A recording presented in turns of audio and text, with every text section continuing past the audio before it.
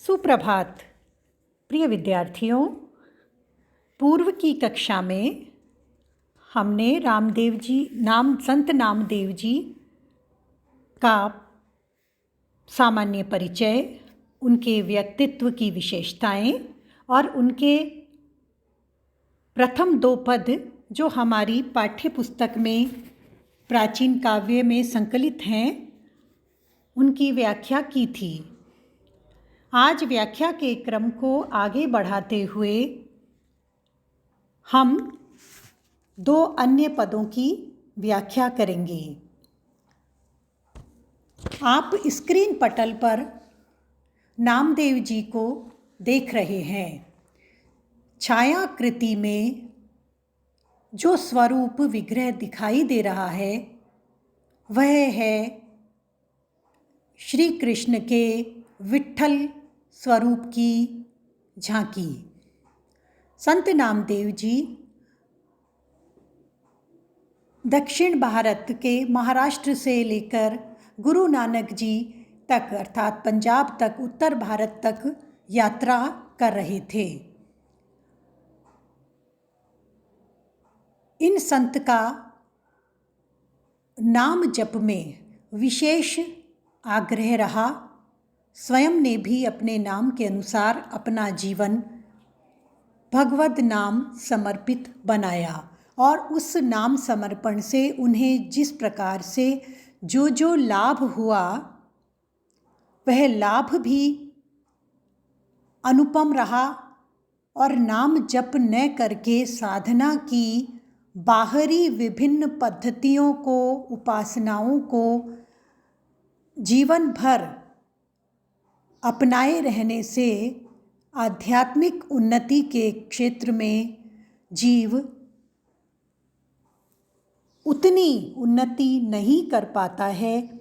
इसका संकेत भी उन्होंने अपने नाम जप के पदों में दिया है। आज हम जिस पद की व्याख्या करेंगे वह प्रथम पद आपके स्क्रीन पटल पर आप उसे देख सकते हैं, अथवा आप अपनी पाठ्य पुस्तक प्राचीन काव्य में से देखें। नामदेव जी के अध्याय में पद संख्या 3। जो लग राम नामे हित न भयो, तो लग मेरी मेरी करता जन्म गयो। नामदेव जी कहते हैं, जो लग इस संसार में आने पर जब तक, जो लग का अर्थ है जब तक, राम नामे राम के नाम में हित न भयो, राम के नाम में जीव की प्रीति नहीं होगी, तो लग तब तक मेरी मेरी करता, अहंकार और प्रमादवश जीव मेरी मेरी मेरा मेरा करके पूरा जन्म व्यर्थ ही खो देगा। क्योंकि मनुष्य माया से ग्रसित होकर अक्सर कहता है, बेटा मेरा, घर मेरा, प्रतिष्ठा मेरी, मान मेरा, गाड़ी मेरी, बंगला मेरा। यह जो मेरा मेरा कहने की भावना है यह अज्ञान है। वस्तुतः मनुष्य जिन वस्तुओं को मेरा मेरा कहता है, कहने वाले उस मनुष्य का स्वयं का देह भी उसका अपना नहीं है। यदि देह पर उसके मेरेपन का पूर्ण अधिकार होता तो मनुष्य स्वयं को कभी मरण धर्मा नहीं होने देता। वह अपने विकास की गति से अपने शरीर को सदैव युवा बनाए रखता, जो कि असंभव है। समय बदलता है और कालांतर में देह की बाल्यावस्था से युवावस्था, युवावस्था से प्रौढ़ावस्था और वृद्धावस्था तक बदलती हुई स्थितियां उसके समक्ष उपस्थित होती जाती हैं। लागी पंख पंख ले धोवे, निर्मल न होवे जन्म बिगोबे। नामदेव जी कहते हैं, लागी पंख, पंख का अर्थ होता है कीचड़। अगर कोई जीव कीचड़ की मैले की बट्टी बनाकर साबुन की और पंख ले धोवे, अपने मन रूपी चादर पर लगे हुए मैल को साफ करना चाहता है तो असंभव है। निर्मल न होवे। मन निर्मल नहीं होगा जब तक भीतर के मन को भीतर की उपासना से निर्मल करने की प्रयास नहीं किए जाएंगे।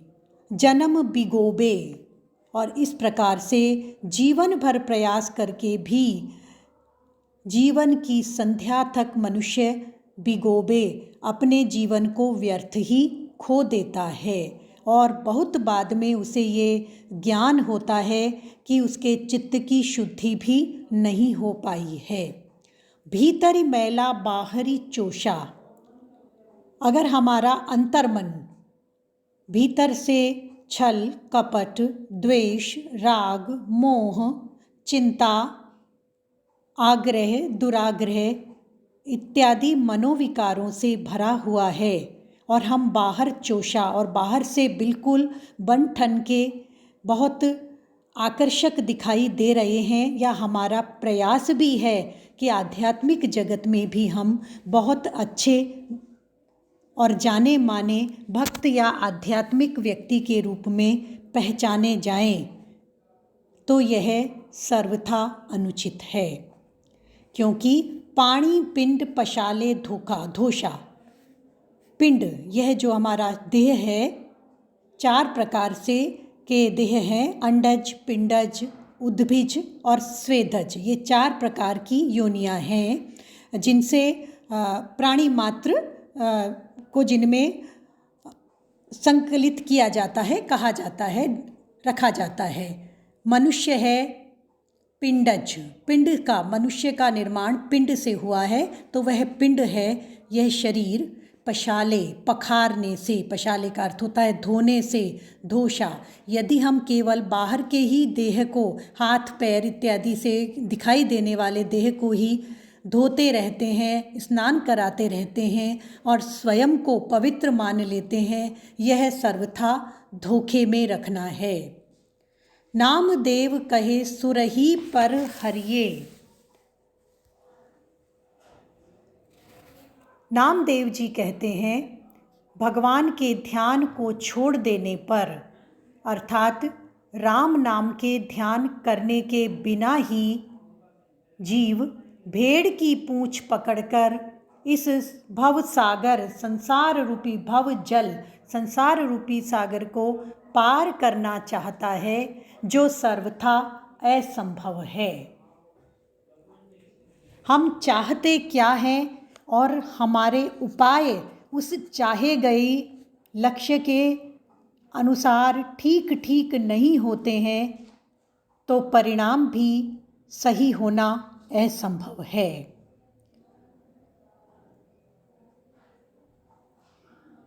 संसार से मुक्ति पाने का एकमात्र आधार राम नाम का सच्चे मन से स्मरण करना बताया गया है। इस पद में यह भी स्पष्ट किया गया है कि भक्ति के लिए बाह्य आडंबरों की सर्वथा आवश्यकता नहीं है। रामचरितमानस में यहाँ जो मन के निर्मल होने की बात कही गई है, रामचरितमानस में भी एक चौपाई है, निर्मल मन जन सो मोहि पावा, मोहि कपट छल छिद्र न भावा। अब हम रामदेव जी के संत नामदेव जी के अगले पद को लेंगे, पद संख्या 5। इस पद में ये बड़ा महत्वपूर्ण पद है। बहुत सरल भाषा में परमात्मा की प्राप्ति, यहाँ परमात्मा को गोविंद नाम दिया गया है। कपट में न मिले गोविंद। नामदेव जी कहते हैं कपट में गोविंद की प्राप्ति नहीं हो सकती। गुण सागर, भगवान गुणों के सागर हैं, गुण सागर गोपाल। पुनरुक्ति प्रकाश अलंकार है कि गुण सागर दो बार कहा गया है। गुणों के सागर गोपाल की प्राप्ति छल कपट से नहीं हो सकती। गोपी चंदन तिलक लगावे बनावे, किसी भी प्रकार का ढोंग करने से या ललाट पर गोपी चंदन का तिलक लगा लेने से, गले में माला धारण कर लेने से उनको गोपाल की प्राप्ति सर्वथा नहीं हो सकती, क्योंकि आचरण यदि कपटपूर्ण है तो गोपाल नहीं दिखाई दे सकते। नामदेव जी कहते हैं कि अरे प्राणी, तुझे स्वयं के मन पर तो विश्वास है नहीं और तू औरों को ज्ञान देता है, अर्थात और लोगों को कहता है कि तुम्हें स्वर्ग की प्राप्ति करवा सकता हूँ, किंतु तेरे अपने कर्म का लेखा जोखा अभी नहीं निपटा है, पूर्ण नहीं हुआ है। मन प्रतीति नहीं, तेरे मन में अभी स्वयं के भगवान पर पूर्ण भरोसा नहीं है, किंतु तू अन्य प्राणियों को भरोसा दिला रहा है। आपण लोकन को बैकुंठ पठावे, आपण जमपुरी जाई, इस प्रकार के छलपूर्ण कर्मों से आध्यात्मिक जगत में तेरी उन्नति नहीं बल्कि पतन ही होगा। आपण जमपुरी, तेरे यमलोक जाने का रास्ता खुल जाएगा, अर्थात तेरे कर्म और संस्कार और अधिक जड़ होते जाएंगे। जानी बूझी विष खाइए रे अंधे अंधा हाथी, जान बूझ करके जो व्यक्ति स्वयं मार्ग नहीं पाने पर दूसरों के मार्ग का प्रकाश करने की जिम्मेदारी लेता है, अंधे अंधा हाथी, उसके लिए नामदेव जी कहते हैं कि जिस प्रकार से एक नेत्रहीन दूसरे नेत्रहीन को मार्ग दिखाने का प्रयास करे तो वह बहुत खतरे की स्थिति आगे उत्पन्न हो सकती है। इसी प्रकार से स्वयं की आध्यात्मिक उन्नति न होने की स्थिति में मार्ग पर पग धरा कि दूसरों को मार्गदर्शन देना प्रारंभ कर दिया, यह जीव के पतन का कारण हो सकता है। देखत ही कुएं पड़े अंधो अंधा साथी, दो नेत्रहीन एक दूसरे को मार्ग दिखाने के लिए यदि आगे बढ़ेंगे तो आगे जो कुआं है सामने मार्ग में, दोनों को नहीं दिखेगा और दोनों ही उस कुएं में जाकर गिर जाएंगे। जोग जग जप तप तीरथ व्रत मन राशे इन पास, योग की अष्टांग योग की समस्त विधियां जान ली।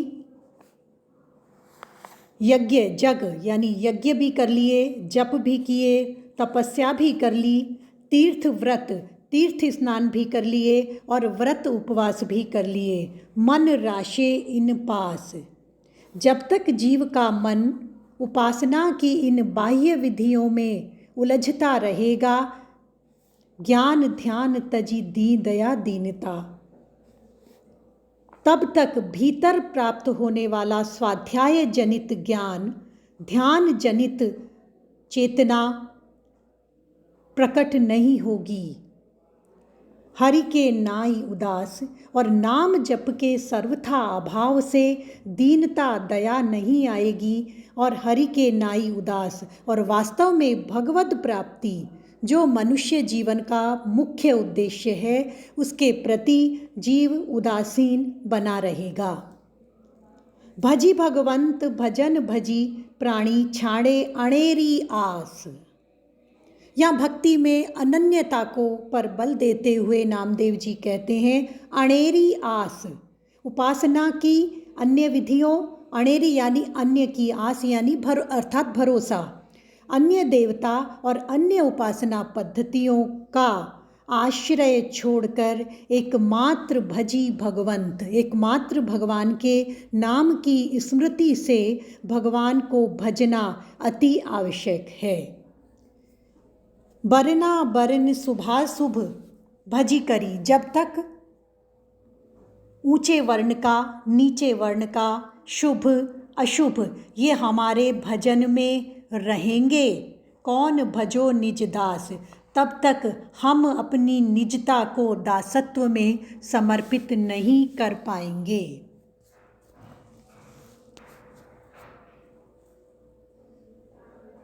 भगवान के दास किसी भी स्थिति में नहीं बन सकते जब तक शुभ अशुभ, वर्ण अवर्ण इन विचारों में समानता रखते हुए परमात्मा को देखने की दिव्य दृष्टि प्राप्त नहीं होगी। नामदेव जी इसी क्रम में आगे कहते हैं कि दयालु व्यक्ति, निर्मल चित्त वाले सज्जन आदि ऐसे श्रेष्ठ व्यक्ति ही हरि की आशा करते हैं, अर्थात वे अपने उच्च गुणों के आधार पर परमात्मा के प्रति समर्पित भाव रखते हुए निरंतर नाम जप के माध्यम से अपने चित्त की शुद्धि और उन्नति पर ध्यान देते हुए अपने लिए ईश्वर की प्राप्ति में लगे रहते हैं।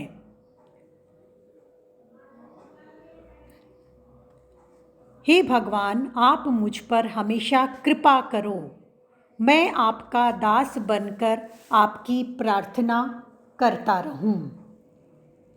नित्य तुम कृपा करो हे केशव, प्रणवत नामदेव दास। संत नामदेव जी अध्यात्म की बहुत उच्च अवस्था में पहुंचने पर भी कह रहे हैं, प्रणवत नामदेव, मैं नामदेव आपको प्रणाम करता हूँ। हे वासुदेव, हे कृष्ण, हे गोविंद, मेरे दास, मुझे अपना दास बनाए रखें, अर्थात मेरे दास्य भाव की रक्षा करें। वो रक्षा कैसे होगी? नित्य तुम कृपा करो हे केशव, हे केशव, आप नित्य मुझ पर कृपा करोगे तभी यह संभव है। यहाँ कृपा की बात कही गई है, किंतु कृपा में नित्यता, निरंतरता, प्रतिदिन आप कृपा करेंगे तभी मेरी दास भावना और मेरा प्रणति निवेदन जो आपके श्री चरणों में आपने मुझसे कृपा करके करवाया है वह सुरक्षित रह सकेगा। बाह्य आडंबरों का इस पद में पूर्ण रूप से नकार करते हुए एकमात्र दास्य भाव से प्रणति निवेदन के साथ गुण सागर गोपाल की प्राप्ति को नामदेव जी ने सर्वोच्च प्रयास, पुरुषार्थ और कृपा की स्थिति बताया है। इस पद में एक स्थान पर आया है कि अंधा नेत्रहीन अंधो अंधा साथी। कबीर दास जी ने भी भाव साम्य रखती हुई कबीरदास जी की भी एक साखी है, अंधा अंधे ठेलिया दोन्यों कूप पड़ंत।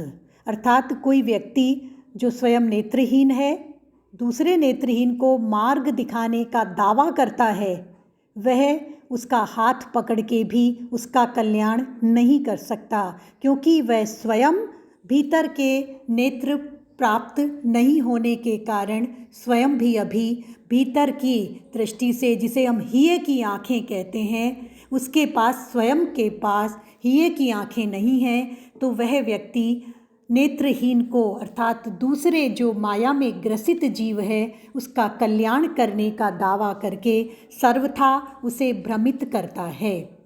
अतः गुण सागर गोपाल को, जो परमात्मा गुणातीत नियमातीत होते हुए भी जीव के कल्याण के लिए, मानव जाति के कल्याण के लिए सगुण रूप में धरती पर अवतार लेते हैं, उनकी स्वयं की कृपा से ही मनुष्य के जीवन का कल्याण संभव है।